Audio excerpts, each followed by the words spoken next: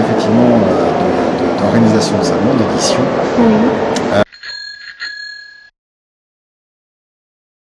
Auparavant, j'étais responsable de secteur chez Unilever pour la marque Lipton. Donc je tournais un peu sur toute la France, et puis j'ai eu l'occasion de rencontrer par un ami entre autres, l'occasion de rencontrer Alain Rossignol, qui a été le fondateur en fait de la maison du mariage il y a maintenant 20 ans. À l'issue de cette occasion, j'ai quitté un grand groupe où j'avais beaucoup de responsabilités pour arriver dans une petite structure, dans le monde de l'événementiel, notamment dans l'organisation de salons en fait. D'accord. Voilà, je suis pris au jeu dès le départ. Le monde du mariage, je l'ai découvert effectivement, surtout il y a 15 ans. Il y a 15-20 ans, les salons du mariage n'existaient pas vraiment. Il y avait très peu en fait de salons. Et donc on a participé effectivement à toutes ces évolutions du mariage.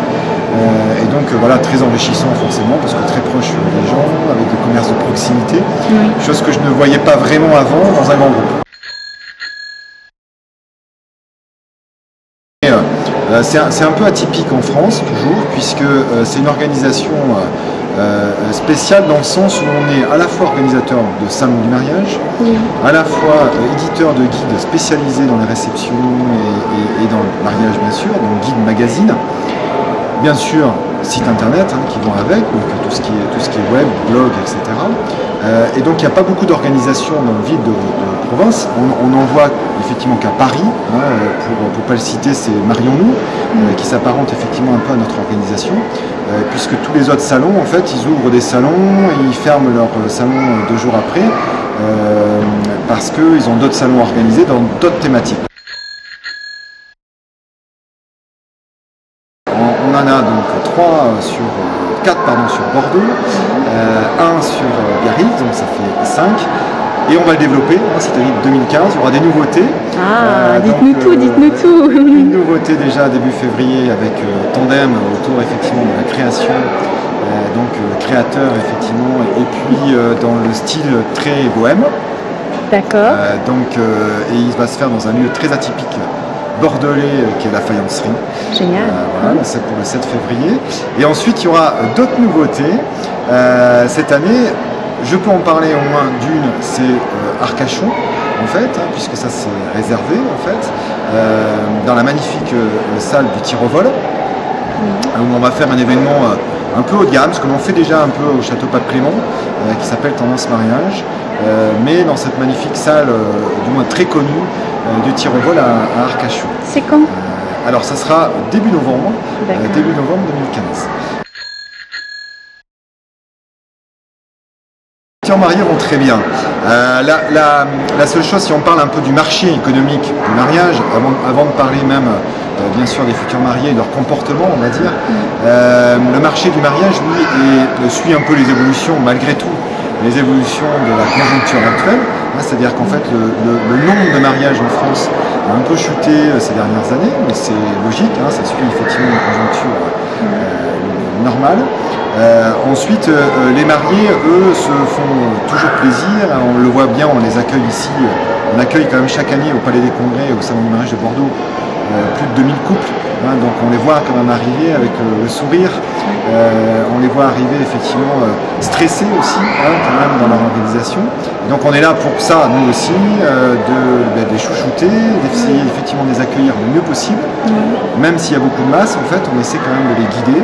Et les exposants après, très professionnels qui sont en place, effectivement, font après le travail derrière pour les guider au mieux et surtout les rassurer. Voilà, ce qu'il faut, c'est surtout les rassurer. On prépare déjà le salon de l'année prochaine. Alors, nous en plus, on a des événements qui s'enchaînent, mais c'est surtout sur l'événement lui-même qui chaque année, malgré la 20e édition, chaque année a progressé en fait en termes à la fois esthétique, de décoration, à la fois d'implantation, pour que les circulations se passent mieux, à la fois d'organisation, au niveau des défilés notamment, on parlait de backstage, effectivement, des défilés. Donc ça se prépare effectivement, c'est en continu en fait.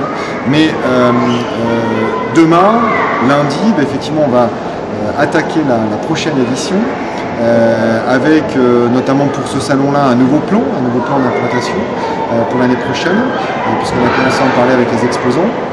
Et puis surtout, être toujours à l'écoute, puisque c'est quand même notre cœur de métier, comme je le disais tout à l'heure, être à l'écoute effectivement du marché, des tendances, des dernières tendances.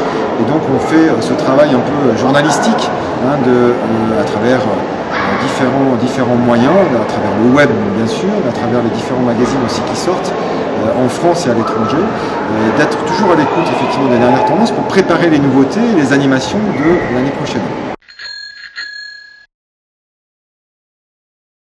Il y a le bohème, effectivement, fait partie effectivement des tendances actuelles, mais qui existent depuis 2 ou 3 ans. Maintenant, le bohème évolue et en même temps, on s'aperçoit que c'est une tendance qui est peut-être liée simplement à une mode.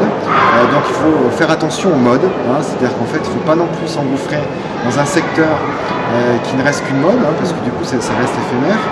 Mais malgré tout, ça reste une mode, effectivement, et une vraie tendance. Donc on est présent. On a un stand, effectivement, qui est assez représentatif de cette tendance-là. Mais il n'y a pas que ça. C'est-à-dire qu'on s'aperçoit aussi que le côté chic, urbain, assez épuré, en fait, notamment dans la déco, et qui est tout à fait visible du coup sur ce salon à l'entrée du salon, arrive aussi effectivement en France et tant mieux parce que du coup ça évolue et ça change. On verra d'autres clichés, d'autres photos de mariés, notamment au niveau décoration.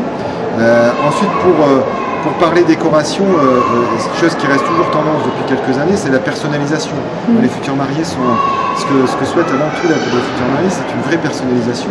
Il y a aussi la cérémonie laïque que l'on a vu apparaître il y a 3-4 ans, qui maintenant représente plus de 60% des mariages, qui veulent chaque couple de mariés souhaite effectivement organiser après la mairie, du coup sans passer ou pas d'ailleurs à l'église en fait, qui veulent dans le parc du château. Une célébration. Voilà, une célébration effectivement, un peu plus intimiste, avec la famille proche, avec les amis, là aussi, il y a de vrais professionnels, notamment sur ce salon, qui sont effectivement doués et dont c'est le métier.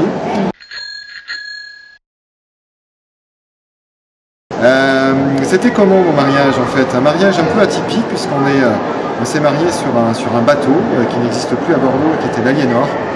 Oui. Puisqu'on voulait pas forcément un mariage traditionnel malgré pourtant être bordelais, mais pas un mariage forcément au château. On voulait apporter, moi et Laure, mon épouse, une visite en fait pour nos invités et un vrai cadeau pour nos invités. Et du coup, on les a baladés en fait entre Bordeaux et Bourg-sur-Gironde sur l'Aliénor pendant le cocktail et pendant le repas. Et on a fini effectivement la soirée sur le bateau en fait à quai. Donc c'était très sympathique.